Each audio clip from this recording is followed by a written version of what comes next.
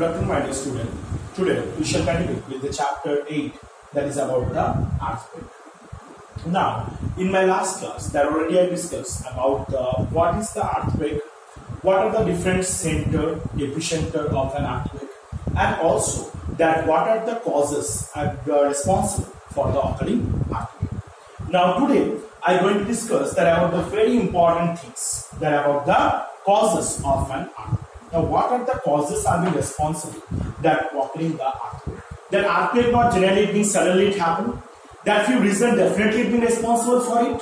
Now, what are the reasons are being responsible for the occurring earthquake that we are going to discuss?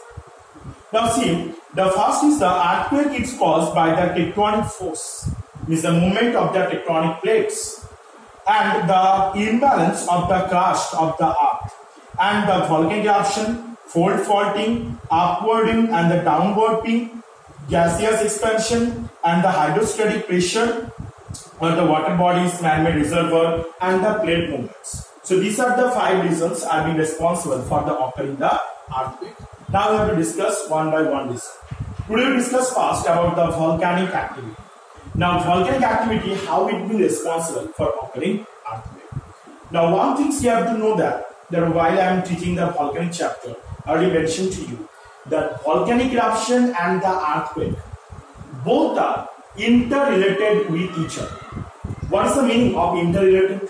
Interrelated means whenever the volcanic eruption is being occurred, the earthquake also take place in the same way. Means if the volcanic eruption is being occurred, the earthquake also occurred in the same way. So that is called the similarity or the interrelation between them. Now that whenever the volcanic eruption occur, how the volcanic eruption occur, that we have just go rewind before into the volcanic chapter. That we know that in the volcanoes are located above the earth's surface. Now this one is the earth's surface, this one is the volcanoes. Now in the earth's surface, just below it, many layers are being present, like the core, mantle, many layers are being present.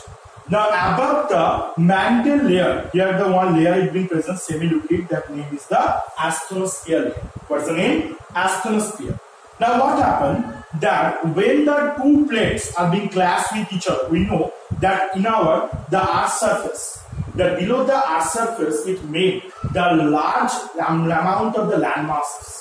And these large land masses are known by the name of the plates. Now these plates are their movements are not always in the same direction.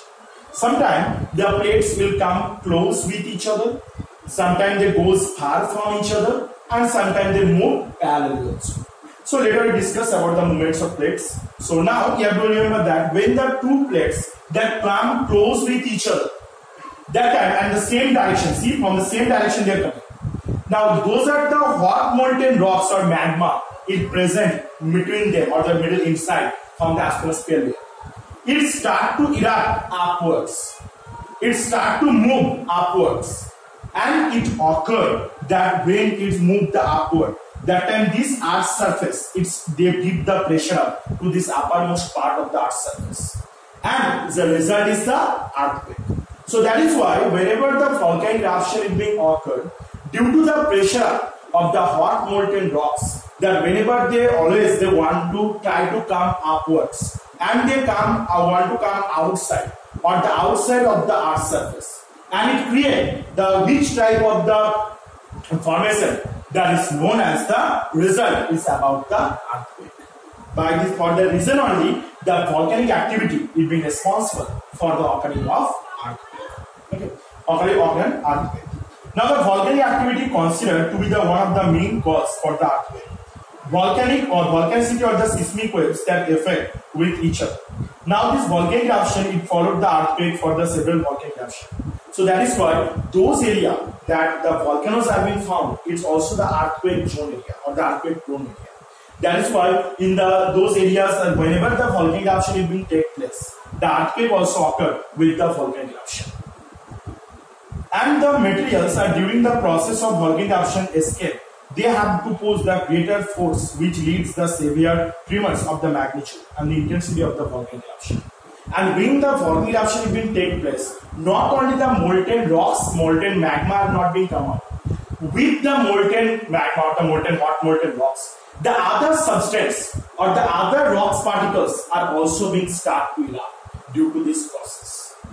And the violent eruption of the Kakabota volcano between the Java, Sumatra, this severe or the impact on the field far away from the cave form this region, and it generated the 30 to 40 meter of the tsunami wave.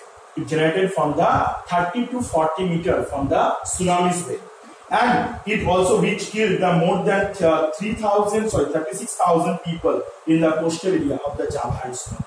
So whenever this type of volcanic eruption will take place, that suddenly the earthquake will be occur, and the result is about the destruction of the huge destruction due to this earthquake.